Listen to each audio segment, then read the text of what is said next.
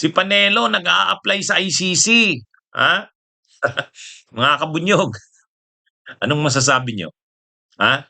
Matatanggap kaya si Panelo sa ICC? Ha? Mga kabunyog, ha? Anong ina-applyan niya? Alam nyo kasi, mga kabunyog, kami na mga abogado, hindi kami lahat pwede mag-practice sa ICC. Kailangan magpa-accredit ka sa ICC. Mag-a-apply ka. Bigyan kang accreditation. I-accredit ka. Sa Pilipinas, ilan lang ang mga accredited lawyers na mag-practice dyan? Sa ICC? Ilan lang? Ilan lang na lawyers yan na pwede mag-practice dyan? Si ano? Yung dalawa na nakita natin yung confirmation of charges hearing. Yung mga tumayong mga Filipino lawyers ng mga biktima. Si Attorney Wilbert Andres, ang galing nun. Si Attorney Joel Butuyan. Yan yung dalawang mga Filipino accredited lawyers na na tumayong mga abogado ng biktima.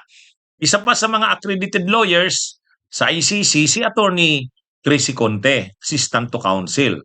Isa pa, ang isa pa si Rostugade, yung Rostugade, Attorney Rostugade. Si Harry Roque actually, accredited lawyer ng ICC. Accredited si Harry Roque mag-practice sa ICC. Kaya lang hindi naman kinukuha ni hindi naman kinukuha ni Kaufman yung kanyang tulong. Ha?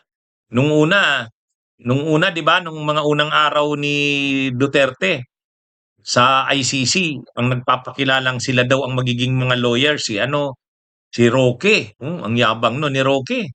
Oh, si Sara Duterte kumuha ng mga kinuha niya si Attorney Nicholas Kaufman. Si Attorney Kaufman naman, kumuha siya ng mga katulong niyang lawyers, walang Filipino lawyer. Wala. hindi hindi siya kumuha ng Filipino lawyers. Ha? Tapos ngayon pumunta doon sila Panelo nung confirmation of charges hearing. Sabi ni Panelo, kararating pa lang ni Panelo doon sa The Hague. Pinatamaan na si Kaufman, sabi niya, ang mali rin kasi dito sa team ni FPRRD, itong mga dayuhang lawyers ni FPRRD, wala man lang kinuhang Filipino lawyers. Sabi niya, paano sila matutulungan tungkol sa sitwasyon sa Pilipinas? Alam ba nila ang konstitusyon ng Pilipinas, ang criminal procedure ng Pilipinas, ang criminal laws ng Pilipinas? O dapat may Filipino lawyer silang kasama. Ang problema naman, wala namang credited lawyer na gusto si Kaufman. Ayaw niya naman kay Harry Roque. Mukhang si Panelo naisipan ngayon mag-apply. Kaya mag-a-apply siya para i-accredit ng ICC. Kaya lang, sa requirements kasi doon, kailangan good standing ka. Ibig sabihin, ang record mo bilang lawyer, maganda. Hindi ka hihiya. Papas kaya doon si Panelo.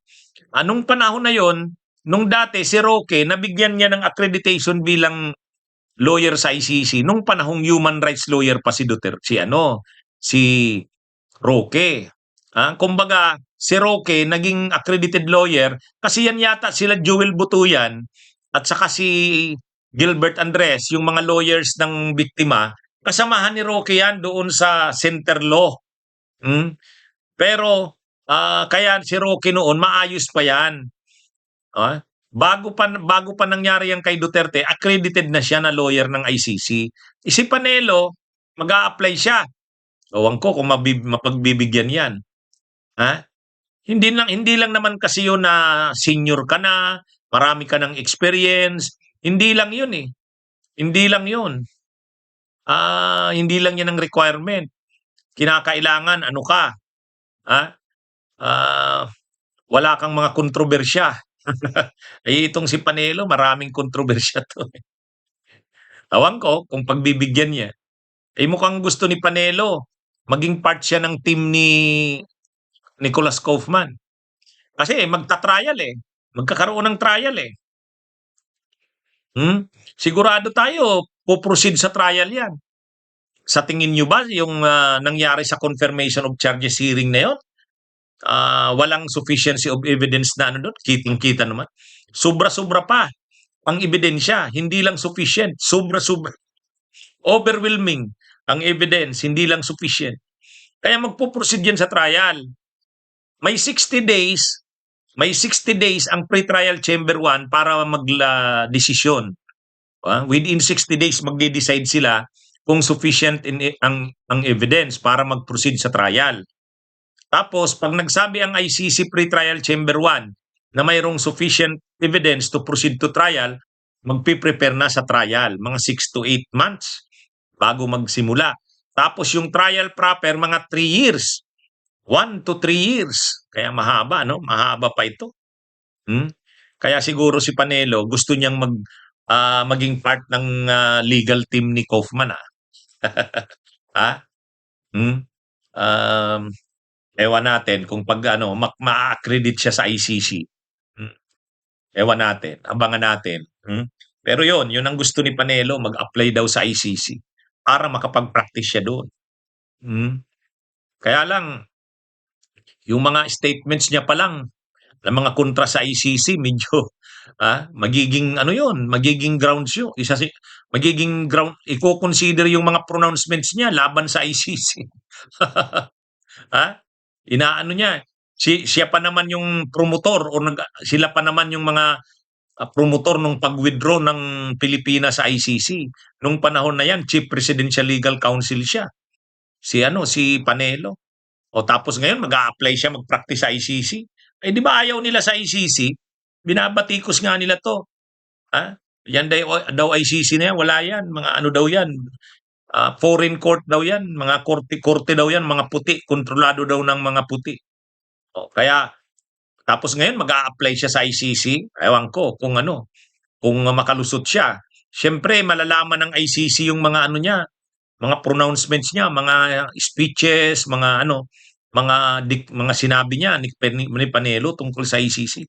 Titingnan yan. Isa yan sa i-consider.